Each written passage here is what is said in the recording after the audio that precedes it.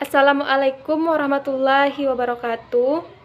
Baiklah, kami dari kelompok 2 akan menyampaikan hasil diskusi kami mengenai manusia dan peradaban. Sebelumnya, kami beranggotakan 5 orang, yaitu saya sendiri, Besti Devita, NIM 18231077. Kemudian ada Arni Nazira, Cindi Marcia Yahya, Mutia Kusumawati, dan Restu Oktavia Duita. Baiklah, untuk materi pertama yaitu mengenai pengertian dari peradaban yang akan saya sampaikan sendiri, di mana peradaban sering disamaartikan dengan budaya. Tetapi dalam definisi yang sering digunakan, istilah peradaban adalah sebuah istilah deskriptif untuk pertanian dan budaya perkotaan yang kompleks. Yang apabila ditinjau dari sisi ekonomi, peradaban menampilkan pola kepemilikan dan pertukaran yang lebih kompleks daripada masyarakat yang kurang terorganisir. Dalam bahasa Inggris, istilah peradaban disebut dengan civilization, yang berarti penyempurna pemikiran, tata krama, dan atau rasa, untuk menunjukkan pendapat dan penilaian kita terhadap perkembangan budaya. Sedangkan dalam bahasa Indonesia, kata peradaban berasal dari kata adab yang berarti akhlak atau kesopanan dan kehalusan budi pekerti. Seseorang yang dikatakan beradab adalah apabila dia dapat menunjukkan perilaku sopan dan mematuhi norma-norma yang berlaku dalam masyarakat. Kemudian Albert Schweitzer dalam The Philosophy of Civilization menemukan 2 jenis pemikiran tentang peradaban dalam masyarakat. Di mana yang pertama yaitu menyangkut peradaban yang murni materi, dan yang kedua menyangkut etika dan material. Di mana ia memahami peradaban adalah sebagai totalitas dari semua kemajuan yang dibuat oleh manusia di setiap wilayah, dan dari sudut pandang sejauh kemajuan tersebut mendukung penyempurna spiritual individu sebagai kemajuan dari semua kemajuan. Jadi dapat disimpulkan bahwa peradaban adalah suatu bentuk masyarakat atau kelompok budaya yang kompleks yang dicirikan oleh ketergantungannya pada pertanian, perdagangan jarak jauh, pemerintahan berbentuk negara, adanya spesialisasi pekerjaan, kependudukan, dan stratifikasi kelas. Demikianlah materi dari saya. Materi selanjutnya yang akan dilanjutkan oleh teman saya, Arni. Baiklah, perkenalkan, nama saya Arni Nazira dengan NIM 18231076. Di sini saya akan melanjutkan menjelaskan mengenai manusia sebagai makhluk beradab dan masyarakat beradab. Menurut bahasa, hakikat berarti kebenaran atau sesuatu yang sebenar-benarnya atau asal dari segala sesuatu. Manusia adalah makhluk paling sempurna yang diciptakan oleh Allah Subhanahu wa Ta'ala. Jadi, hakikat manusia adalah kebenaran atas diri manusia itu sendiri sebagai makhluk yang diciptakan oleh Tuhan Yang Maha Esa. Peradaban tidak hanya menunjuk pada hasil-hasil kebudayaan manusia yang sifatnya fisik seperti barang, bangunan, dan benda-benda. Kebudayaan merupakan keseluruhan dari budidaya manusia, baik cipta, karsa, maupun rasa. Adab yang berarti sopan. Manusia sebagai makhluk yang beradab artinya pribadi manusia itu memiliki potensi untuk berlaku sopan, berakhlak, dan berbudi pekerti yang luhur menuju pada perilaku manusia. Menurut Kailen 2002 menyatakan manusia yang beradab itu adalah manusia yang mampu melaksanakan hakikatnya sebagai manusia. Manusia adalah makhluk yang beradab serta dianugerahi harkat martabat serta potensi kemanusiaan yang tinggi. Nah, konsep masyarakat adab itu berasal dari konsep civil society. Dari asal kata society civilis, istilah masyarakat adab dikenal dengan kata lain, masyarakat sipil, masyarakat warga, ataupun masyarakat madani. Pada mulanya, civil society ini berasal dari dunia barat. Menurut Narcolis Majid, civil society ini dengan masyarakat madani Oleh banyak kalangan, istilah civil society ini dapat diterjemahkan dalam bahasa Indonesia dengan berbagai istilah. Antara lain ada 3. Yang pertama yaitu civil society diterjemahkan dengan istilah masyarakat sipil. Yang sipil artinya sipil, yang sedangkan society artinya masyarakat. Yang kedua yaitu civil society diterjemahkan dengan masyarakat beradab atau keberadaban.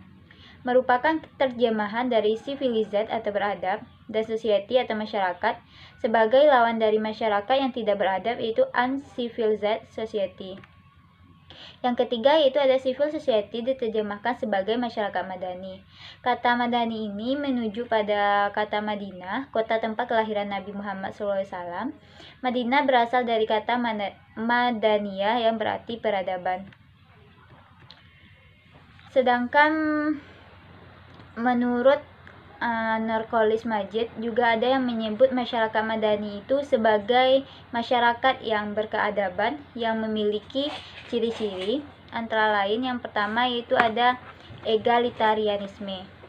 Egalitarianisme itu merupakan kecenderungan berpikir bahwa seseorang harus diperlakukan sama pada dimensi seperti agama, politik, ekonomi, sosial maupun budaya.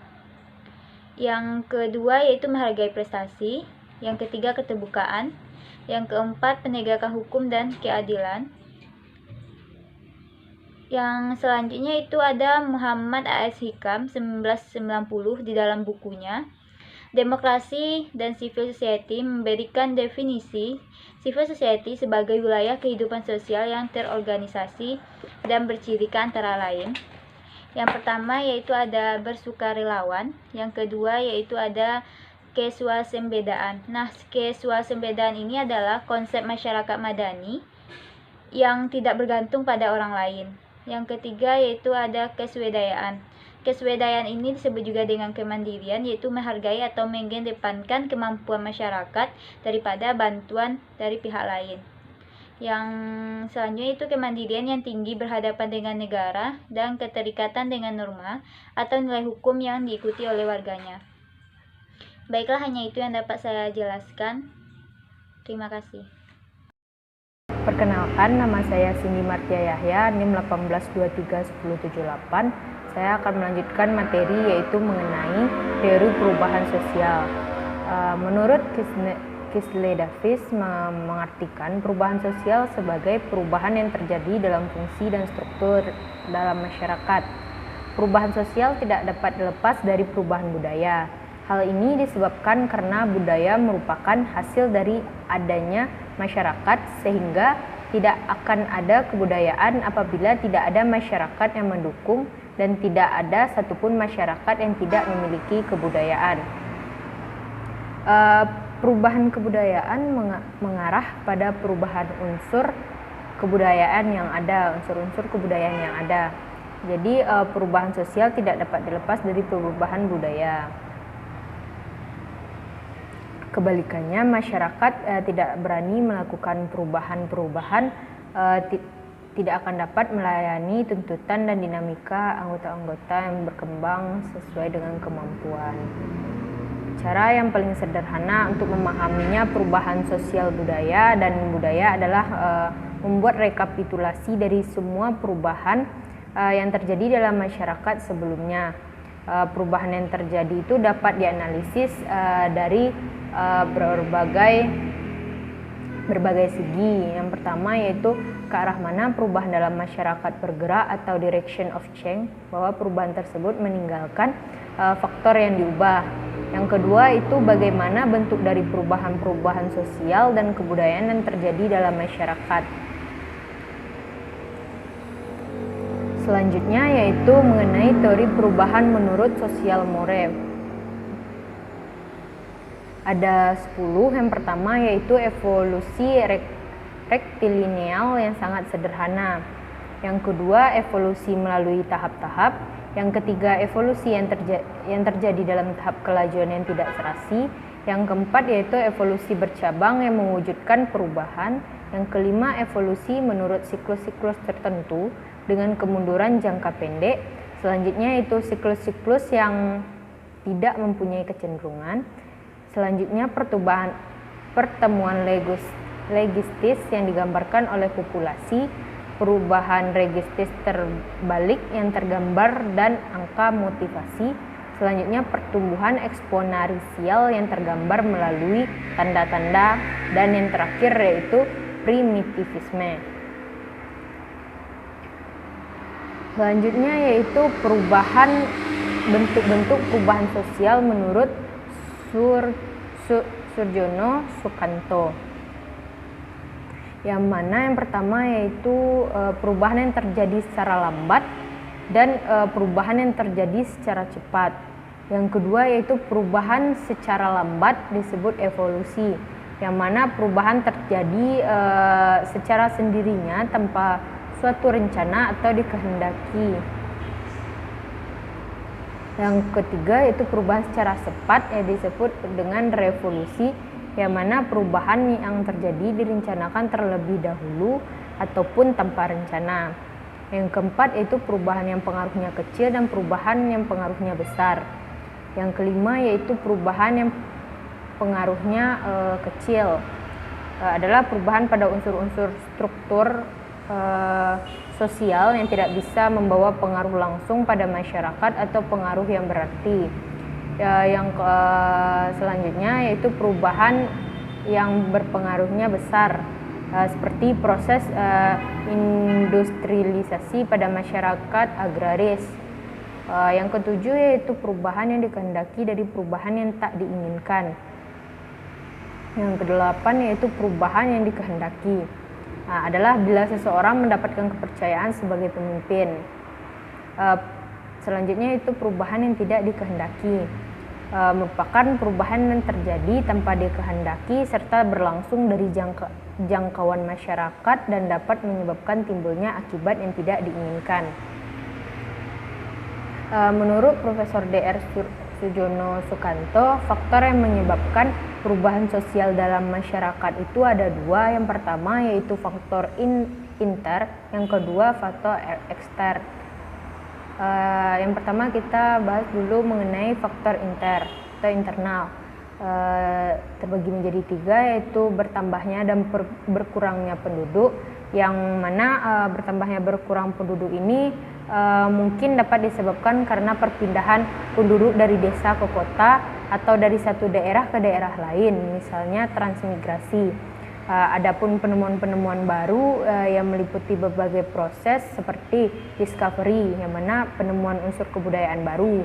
Yang kedua yaitu invention, yaitu pengembangan dari discovery. Yang ketiga yaitu innovation, berarti pengembangan proses pembaharuan. Yang kedua faktor internalnya yaitu konflik dalam masyarakat, konflik atau pertentangan. Yang dimaksud adalah konflik antara individu dalam masyarakat, antar kelompok, dan lain-lainnya. Yang ketiga yaitu pemberontakan dalam tubuh masyarakat. Yang selanjutnya faktor eksternal atau ekstern, dipengaruhi dari dua, yaitu faktor alam yang ada di sekitar masyarakat yang berubah. Yang kedua itu pengaruh kebudayaan lain. Mungkin sekian materi dari saya, dilanjutkan oleh rekan saya.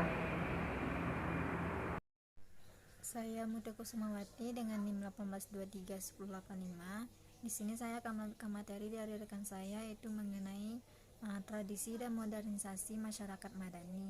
Yang pertama itu tradisi. Tradisi adalah adat kebiasaan turun-temurun yang masih dijalankan di masyarakat karena adanya penilaian bahwa cara-cara yang telah ada merupakan cara yang paling baik dan benar.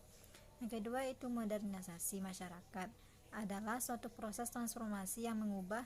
Yang pertama di bidang ekonomi, yaitu modernisasi berarti tumbuhnya kompleks industri yang besar di mana produksi barang konsumsi dan sarana dibuat secara massal. Yang kedua yaitu di bidang politik, dikatakan bahwa ekonomi yang modern memerlukan adanya masyarakat nasional dengan integrasi yang baik.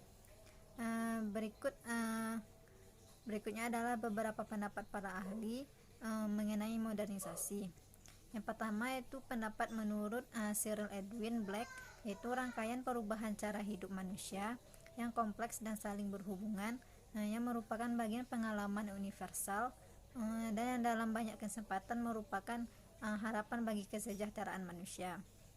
Yang kedua yaitu menurut Kenjaraningrat, modernisasi merupakan usaha penyesuaian hidup dengan konstelasi dunia sekarang ini. Hal itu berarti bahwa untuk mencapai tingkat modern harus berpedoman kepada dunia sekitar yang mengalami kemajuan. Berikutnya yaitu syarat-syarat modernisasi.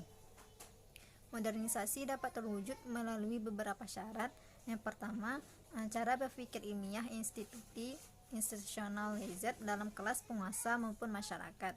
Kedua, itu sistem administrasi negara yang baik dan benar-benar mewujudkan birokrasi. Yang ketiga, yaitu adanya sistem pengumpulan data yang baik dan teratur yang terpusat pada suatu atau lembaga tertentu. Yang keempat, yaitu penciptaan iklim yang baik dan teratur dari masyarakat terhadap modernisasi dengan cara penggunaan alat komunikasi yang massal. Yang kelima, tingkat organisasi yang tinggi, di satu pihak disiplin tinggi, bagi pihak lain di pihak pengurangan kepercayaan. Selanjutnya yaitu sentralisasi wewenang dalam pelaksanaannya. Berikut ciri-ciri modernisasi. Modernisasi merupakan salah satu modal yang ditandai dengan ciri-ciri. Yang pertama yaitu keutuhan materi dan ajang kebutuhan manusia. Kedua itu kemajuan teknologi dan industrialisasi, individualisasi, sekularisasi, diferensiasi, dan akulturasi. Selanjutnya yaitu modernisasi banyak memberikan kemudahan bagi manusia. Yang keempat yaitu berkat jasanya hampir semua keinginan manusia terpenuhi. Yang kelima yaitu modernisasi juga memberikan dan melahirkan teori baru. Yang keenam yaitu mekanisme masyarakat berubah menuju prinsip dan logika ekonomi serta orientasi kebendaan yang berlebihan. Yang selanjutnya itu kehidupan seseorang, perhatian religiusnya dicurahkan untuk bekerja dan menumpuk kekayaan. Materi selanjutnya itu masyarakat madani. Menurut Wirotomo tahun 2002 di Indonesia, kata civil society diterjemahkan sebagai masyarakat sipil, masyarakat warga, masyarakat madani, ataupun masyarakat adat. Apapun bentuk tindakannya, yang pasti konsep itu menyangkut satu ruang gerak masyarakat yang berada di luar negara. Karena bidang politik pada masa lalu selalu dikaitkan dengan negara, maka muncul konsep civil society sebagai arena bagi warga negara yang aktif dalam politik. Tetapi lebih luas lagi, konsep ini sering juga dikaitkan dengan peradaban masyarakat, yaitu suatu kualitas kebudayaan masyarakat yang ditandai oleh supremasi hukum. Hanya itulah yang dapat saya sampaikan. Untuk materi selanjutnya akan dilanjutkan oleh rekan saya. Bismillahirrahmanirrahim. Perkenalkan, nama saya Restu Oktavia Dwita dengan NIM 18231134. Baiklah, di sini saya akan melanjutkan materi selanjutnya, yaitu problematika peradaban global bagi kehidupan manusia. Globalisasi digerakkan dengan kemajuan yang pesat dalam teknologi transportasi dan informasi komunikasi. Berikut ini beberapa ciri yang menandakan semakin mengembangnya fenomena globalisasi di dunia. Yang pertama itu hilir mudiknya kapal-kapal pengangkut negara antar negara, menunjukkan keterkaitan antar manusia di dunia. Yang kedua itu perkembangan barang-barang seperti telepon genggam, televisi, satelit, dan internet, menunjukkan bahwa komunikasi global terjadi semakin secepat. Sementara melalui pergerakan massa semacam turis memungkinkan kita merasakan banyak hal dari budaya yang berbeda atau budaya asing. Selanjutnya, pasar dan produksi ekonomi di negara-negara yang berbeda menjadi saling bergantung sebagai akibat dari pertumbuhan perdagangan internasional, peningkatan pengaruh perusahaan multinasional, dan dominasi organisasi semacam World Trade Organization atau WTO. Yang keempat, peningkatan interaksi kultural melalui perkembangan media massa, terutama televisi, film, musik, serta transmisi berita dan olahraga internasional.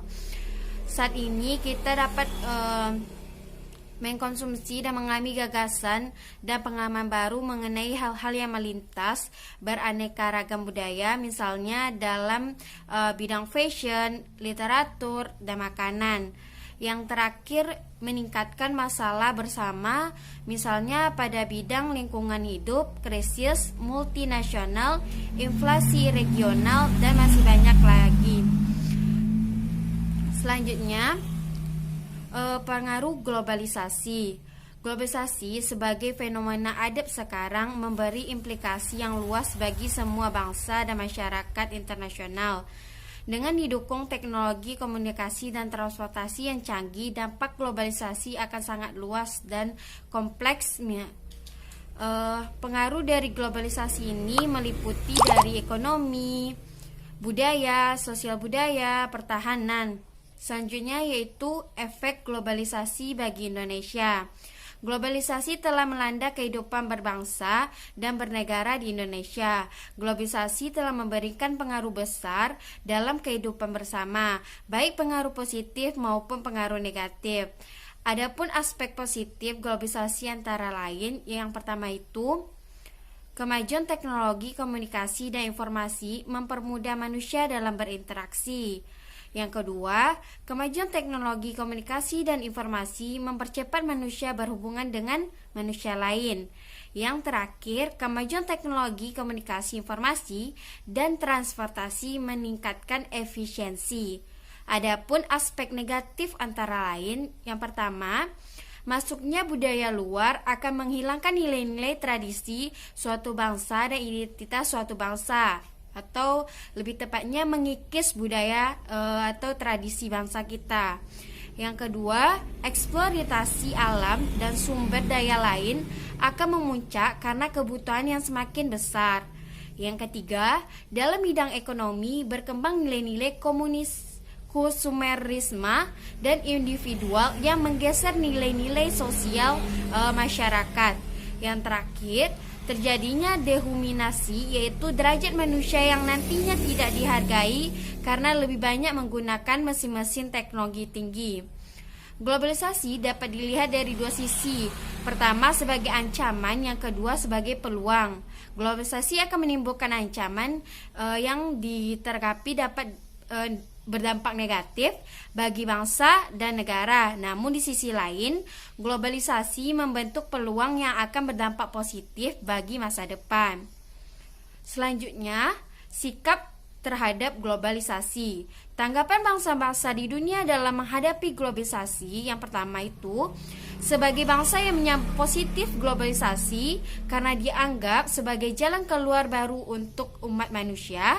Yang kedua, sebagai masyarakat yang kritis menolak karena dianggap sebagai bentuk baru penjajahan atau kolonialisme melalui cara-cara baru yang bersifat transisional di bidang politik, ekonomi, dan budaya. Yang terakhir, sebagai yang masih tetap menerima globalisasi sebagai bentuk keniscayaan akibat perkembangan teknologi informasi dan transportasi, tetapi tetap kritis terhadap akibat negatif dari globalisasi. Baiklah, itulah penyampaian dari kelompok kami. Terlebih terkurang kami mohon maaf. Sudahi dengan Assalamualaikum warahmatullahi wabarakatuh.